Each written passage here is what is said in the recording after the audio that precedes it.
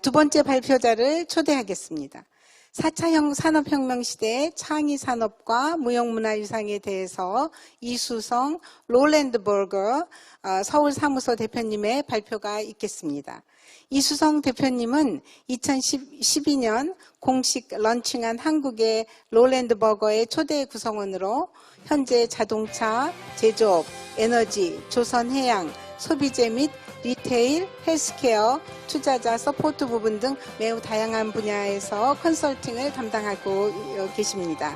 이 대표님은 최근 오랜 기간의 전략 컨설팅 경험을 토대로 국내외 주요 기업 및 정부기관과 4차 산업혁명 시대 관련 컨설팅 확장에 주력하고 있습니다. 롤랜드버거사의 4차 산업혁명 이미 와 있는 미래 저서의 편저를 맡기도 하셨습니다. 이수성 대표님을 큰 박수로 맞이해 주시기 바랍니다. 네, 반갑습니다. 롤랜드버거 이수성입니다. 시간이 많이 없는 관계로 바로 시작하도록 하겠습니다. 제가 오늘 말씀드리고 싶은 부분들은 기본적으로 이 무형 문화유산을 어떻게 하면 산업화할 것인가 하는 주제에 대해서 4차 산업혁명 그리고 창의산업과 연결해서 말씀드리도록 하겠습니다. 자, 그러면 먼저 4차 산업혁명이 무엇인가에 대해서 먼저 살펴볼 필요가 있겠는데요. 자, 4차 산업혁명은 기본적으로 그 기술적 기반, 기술적 이네이블러가 뭐냐 하면 기본적으로는 커넥티비티 기술에 기반하고 있습니다.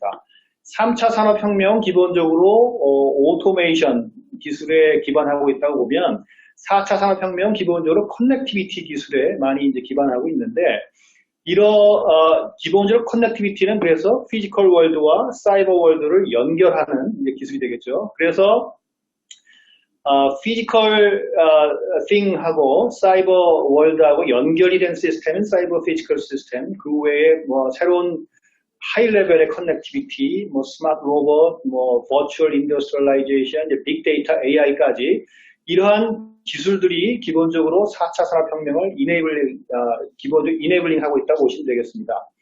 자, 그러면 4차 산업혁명의 다른 측면을 보시면, 자, 왜 이제 기본적으로 4차 산업혁명이라고 하면 이거는 이제 새로운 이제 생산성에 대한 얘기인데 3차 산업혁명이 기본적으로 어떻게 하면 비용을 절감, 코스트를 리덕트해서 기본적으로 이제 생산성을 높이느냐의 과제였다면 4차 산업혁명은 기본적으로 어떻게 하면 자본 효율성을 극대화할 건가 하는 것이 사실은 4차 산업혁명의 경제적인 관점입니다. 잠깐, 이게 굉장히 좀 전문적인 분야라, 이제 창의 문화에 종사하신 여러분들 보기엔 좀 이렇게, 좀 색다를 수도 있겠는데요. 기본적으로 어떤 산업에 투자가 되려면, 보통 저희가 얘기하는 Return on Capital Employ가 한 15% 정도에서 이제 투자자들이 여러 가지를 감안을 해서 이제 투자를 했습니다.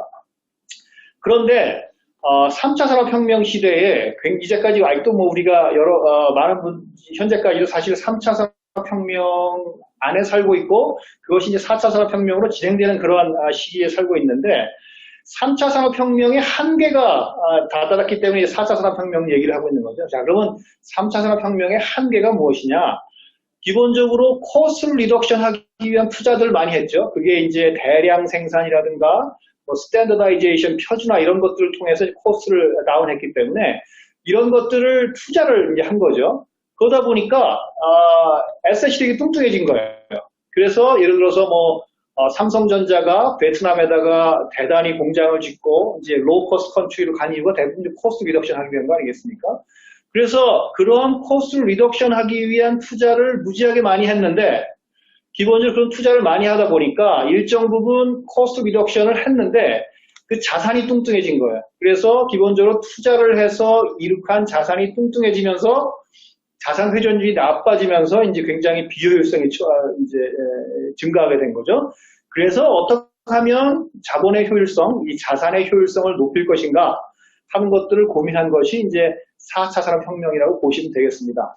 그래서 보시면 기본적으로 4차 산업혁명은 어떻게 하면 이제 profitability 이제를 높이고 그 다음에 이제 X축인 단위 투자를 어떻게 하면 줄일 것이냐는 거거든요. 그래서 profitability index와 그 다음에 그 productivity capital을 이렇게 곱하면 기본적으로 added value가 cancel out 되면서 이제 ROC가 나오거든요. 자, 그래서 기본적으로 ROC가 15%에서 어떻게 하면 뭐 30%, 45%이 ROC 라인을 건너뛰는 투자가 될 것인가가 기본적으로 이제 경제적인 관점의 인덱스 4.0이라고 보이겠습니다. 약간 어려울 수도 있는데, 자, 그럼 이것이 인간 생활에 이제 저희가 이제 창의 산업 얘기를 하기 전에 인간 생활에 어떤 영향을 미치게 되어 있느냐, 이렇게 4차 산업혁명으로 진행하는 것이 인간 생활에 어떠한 영향을 미칠 것인가 하는 것들에 대해서 좀 말씀을 좀 드려보겠습니다. 자, 기본적으로 4차 산업혁명이 이제 진행되면서는 여러 가지 인간 생활의 많은 부분들이 기계의 자리를 내줄 수밖에 없는 상황입니다. 왜냐하면 생산성을 증가하기 위해서는, 또는 사람들이 이제까지 활동한 것들이 사람의 손으로 했던 것들을 많이 이제 기계화하고 같이 해야 되는 그런 영역이 되는 거고, 세 번째는 이제 AI가 등장을 하면서 AI 같은 경우는 기본적으로 많은 이제까지 사람들이 했던 여러 가지 디시전 메이킹들을 대체하는 효과를 나기 때문에, 그래서 사람들이 실제로 손발로 하는 것들이 아니라 머리로서 하는 것들도 대신하게 되는 그런 상황이 되는 거죠. 이렇게 되면서 과연 이 휴머니티가 뭔가 하는 것들에 대해서 다시 한번 생각할 수 있는 이제 계기를 마련하게 된 거죠. 자, 그러면 여기에서 창의 산업의 4차 산업혁명과 연결해서 한번 얘기를 좀 해보겠습니다. 자, 기본적으로 창의 산업은 상대적으로 이제 낮은 자본 집적도에도 높은 가치를 창출할 수 있는 대표적인 인더스트리 4.0 산업으로 볼 수가 있습니다. 이제 경제적 측면에서 그렇다는 거죠. 그러니까 기본적으로 창의 산업은 ROC를 극대화할 수 있는, 그러니까 자본 효율성을 극대화할 수 있는 대표적인 이제 인더스트리 4.0 산업이라고 볼 수가 있고, 이러한 창의 산업의 기본적으로 경쟁력의 기반이 되는 것이 무형 문화유산이다, 이렇게 말씀드릴 수 있겠습니다. 기본적으로 자본 효율성을 극대화하려면 일단 profitability, 물건이나 여러 가지 서비스를 팔아서 그 이익률이 극대화되어야 되는데, 그 이익률을 극대화하기 위한 기본적으로 투자가 적어야 되거든요. 자, 이러한 것들을 실현하기 위해서 기본적으로 깔려야 되는 게 사실 인더스트리 4.0 솔루션입니다. 자, 그 위에 이제 여러 가지 무형 문화유산을 통한 컨텐츠를 넣어서 밸류에이드를 하고, 또한 이런 것들이 우리가 가지고 있는 여러 가지 무형 문화유산을 이제 활용함으로써 투자를 되게 줄임으로써 기본적인 자본율을 극대화할 수가 있는 거죠.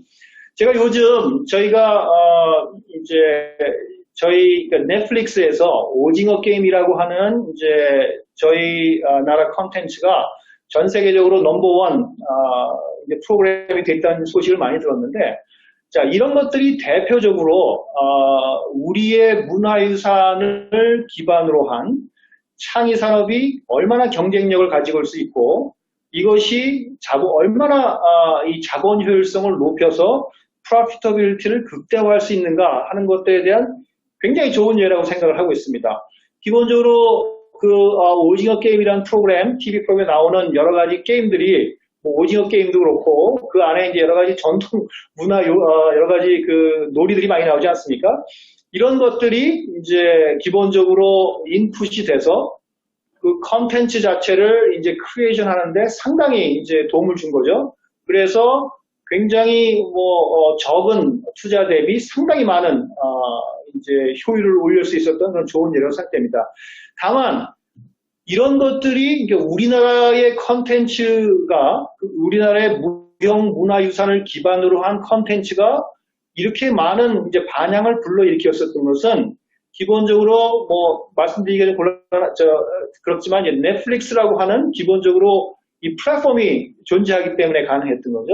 이 넷플릭스라고 하는 플랫폼은 아까 제가 초반에 말씀드렸듯이 기본적으로 커넥티비티에 기반한 대표적인 4차 산업혁명 또는 4차 산업 솔루션에 기반한 플랫폼이라고 볼 수가 있거든요. 이러한 플랫폼이 있었기 때문에 우리의 무형 문화유산을 활용한 이러한 산업들이 비록 우리나라에서 만들었지만 전 세계적으로 반향을 불러일으킬 수 있었고, 적은 돈으로도, 그러니까 상대적으로 적은 돈으로도 상당히 많은 리턴을 가지고 와서 기본적으로 자본 효율성을 극대화할 수 있었다. 이렇게 말씀드릴 수가 있겠습니다. 자, 그러면 우리는 그럼 과연 현재 4차 산업혁명 시대에서 창의산업 등 새로운 산업을 선점하기 위해서는 우리나라가 상당히 많이 앞서 나가고 있는데 어떻게 해야 되느냐 하는 거죠. 기본적으로 미래를 향후에 이제 4차 산업혁명에 의해서 이러한 창의산업과 그 다음에 무형문화재를 활용한 산업들이 도대체 어떠한 모습들로 이루어져야 되는가 하는 것들을 사실은 비주얼라이즈를 해볼 필요가 있습니다. 이거는 이제 기업들에서 얘기하는 이제 비전이죠, 비전. 우리 회사는 또는 우리 사회는 이러한 산업은 우리 국가는 어떻게 되게 되겠다는 걸 비주얼라이즈를 해야 되고, 기본적으로 그거에 비주얼라이즈를 한 다음에 그거에 대해서 기본적으로 빨리 액트를 해야 되겠죠. 그래야만 우리가 원하는 미래를 우리가 오닝할 수가 있는 거죠. 자, 그러면 이거를 기본적으로 우리의 무형문화유산을 어떻게 산업화해서 기본적으로 세계를 이끌어갈 수 있을까 하는 관점에서 얘기를 해본다면, 자, 우리의 무형문화유산을 활용해서 할 수 있는 전 세계에 어필할 수 있는 과연 컨텐츠나 또 다른 산업이 어떤 것들이 있고 어떠한 사업 모델들이 있을 수 있을까 하는 것들을 기본적으로 비주얼라이즈 해볼 필요가 있는 거죠.